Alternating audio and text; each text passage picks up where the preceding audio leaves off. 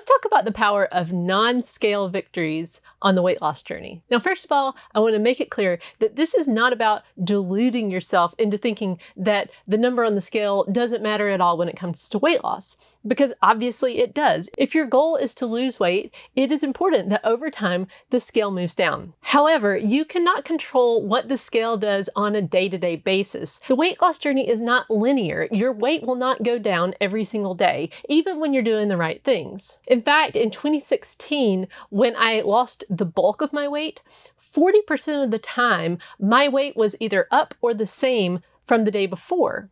And so if I had always just looked at the scale to tell me, am I on the right track, or, how should I feel today, then I would have gotten discouraged really quickly. Fortunately, by that time, I learned that there was power in looking at non-scale victories. So there are basically two kinds of non-scale victories. There's one type that's more results-based. These are those things that even if the number on the scale isn't lower, you can see it as a result in your own life. Things like just feeling more confident, or the fact that your jeans are fitting looser, or that your blood work has improved. These things remind you that your plan is working, you just need to stick with it. But what about when you are early on in the weight loss journey and you're just a few days into your plan and you're working your plan, but the scale is just not cooperating? This is where action-based non-scale victories come in really handy. There are concrete actions that you can voluntarily take day in and day out that will help you to lose weight over time. And again, there's going to be lag here.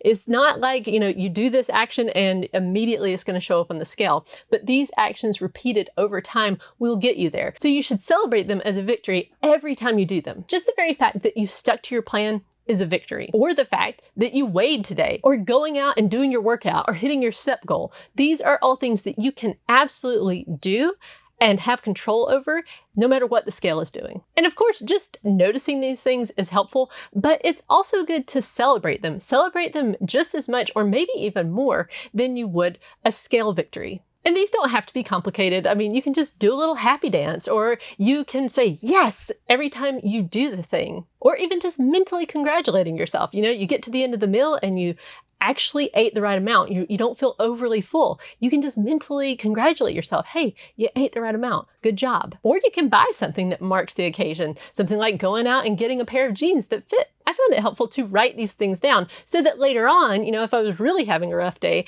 I could look back at all of my past days where I had these victories to remind myself that I am making progress. So to help you out with this, I've created a printable that you can find on my website, 6milestosupper.com, that has a list of non-scale victories, so that if you're having a day where you're kind of just feeling discouraged and you kind of feel like, what am I even doing? You can look at that list and ask yourself, what have you experienced so far? Or what is an action that you could take to get yourself a victory for that day? Remember, it's important to focus on these non-scale victories because, first of all, you can control them a lot more than you can control the scale from day to day.